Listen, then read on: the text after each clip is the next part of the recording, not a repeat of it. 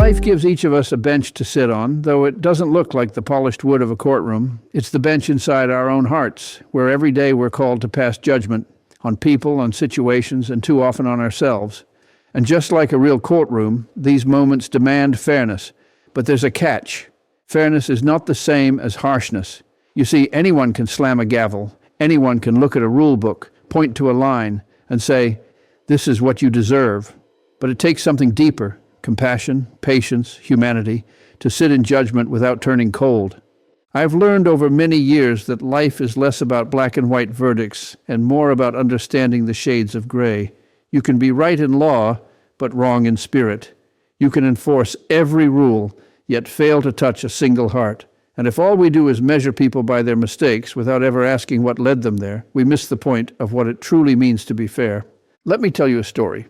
One morning in court, a young man appeared before me. His name isn't important because, truthfully, he could have been any one of us at a certain point in our lives. He was charged with speeding, just another case on the docket. To most people, it would seem straightforward. He broke the law, so he should pay the fine. But when he stepped up to the podium, I noticed his hands trembling. His shirt looked worn. His eyes carried the weight of someone who hadn't slept well in weeks. "Why were you speeding?" I asked him, keeping my voice steady, not accusatory. He swallowed hard and explained that he was late for his second job, not a night out with friends, not recklessness for the thrill of it. He was simply trying to keep food on the table and the lights on at home. I could hear it in his voice, exhaustion mixed with desperation. This wasn't a young man rebelling against the law. This was a young man battling life, doing whatever he could to stay afloat. Now, the easy thing, the quick thing, would have been to impose the standard fine and move on to the next case. After all, rules are rules. But I've always believed rules are meant to guide us, not blind us. So instead of reaching for my gavel, I leaned forward and asked him about his life. I asked about his family, his work, his burdens. And as he spoke, the courtroom quieted. In that moment, the law faded into the background and the humanity of this young man stepped into the light. You know what I realized? The ticket wasn't the real problem. The real problem was the weight of responsibility he carried alone, the endless hours, the relentless pressure. A fine would only add to his struggle. So yes, I addressed the violation, but I did it with understanding. I showed him that fairness isn't about crushing people under the weight of their mistakes.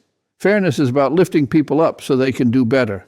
That day taught me something I'll never forget. Judging someone harshly may satisfy the letter of the law, but judging with compassion satisfies the spirit of justice. Life, in its own way, asks each of us to play judge from time to time. Maybe you're a manager deciding how to handle an employee who made an error. Maybe you're a parent correcting your child. Maybe you're a friend confronted with betrayal. Or maybe, and this is the hardest of all, you're judging yourself for falling short. And every time you sit in that invisible courtroom, you have a choice. Will you deliver your verdict with anger or with understanding? Now, don't misunderstand me.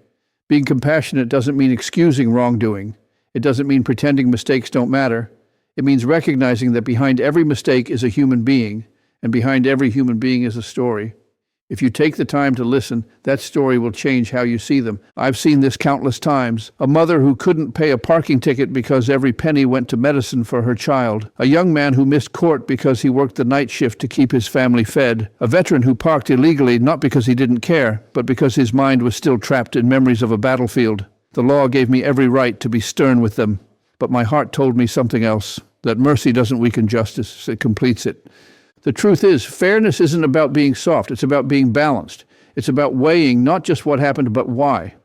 A harsh judge measures only the rule that was broken. A fair judge measures both the rule and the person standing before them. And when you take both into account, your judgment becomes not just a decision, but a gift. A gift of being seen, of being understood, of being treated like a human being instead of just a case number. Imagine if we lived this way outside the courtroom. Imagine if, before snapping at a coworker, you paused to wonder what kind of morning they had. Imagine if, before condemning a stranger for a mistake, you asked yourself what pressures they might be under. Imagine if, before berating yourself for your own failures, you gave yourself the same understanding you'd give someone you love. That's not weakness. That's strength. The kind of strength that builds bridges instead of walls. When you judge harshly, you may be correct in fact, but wrong in spirit. You can win the argument and lose the person. But when you judge with fairness, tempered by kindness, you create a space for people to learn, to grow, and to try again. That's real justice. That's real leadership. That's real humanity. I think about that young man often. I don't know where life has taken him since, but I hope that moment in court didn't just save him from a fine. I hope it reminded him that there's still decency in the world. Sometimes just knowing someone sees your struggle is enough to keep you going. And that's a powerful thing. So here's the lesson I've carried with me, and I hope you carry it with you too. Don't swing the gavel too quickly. Don't be so eager to punish that you forget to understand. Take a breath. Ask a question. Look someone in the eye and try to see the person, not just the problem. When life puts you in the judge's chair, whether you're judging others or yourself, remember this. Justice without kindness is cold, and kindness without justice is empty. But when you combine the two, something remarkable happens. You don't just pass judgment, you offer hope. You show people that even when they stumble, they're still worth lifting up. And that changes everything. We live in a world that's quick to label and slow to listen, quick to condemn and slow to forgive. But we don't have to follow that script. We can choose to see the full picture. We can choose to be fair without being harsh, firm without being cruel. And when we do, we leave people better than we found them. So the next time someone crosses your path and they've clearly made a mistake, ask yourself, do I want to be right or do I want to make this right? Those are two very different things. Being right feeds your pride. Making things right feeds your soul. And in the end, your soul will always thank you for choosing compassion. Life will keep handing you that invisible gavel. Hold it gently, use it wisely, and never forget, every verdict you deliver, big or small, says as much about you as it does about the person you're judging. Make sure your verdict is something you can live with. Not just legally, but morally. Because at the end of the day, fairness isn't about what you demand from others. It's about what you're willing to give. Understanding, patience, and a little piece of your own heart. And when you give that, you don't just change someone's day, you might just change their life. And maybe, just maybe, you'll change yours too. Matter is dismissed. I'm going to dismiss it. Case is dismissed.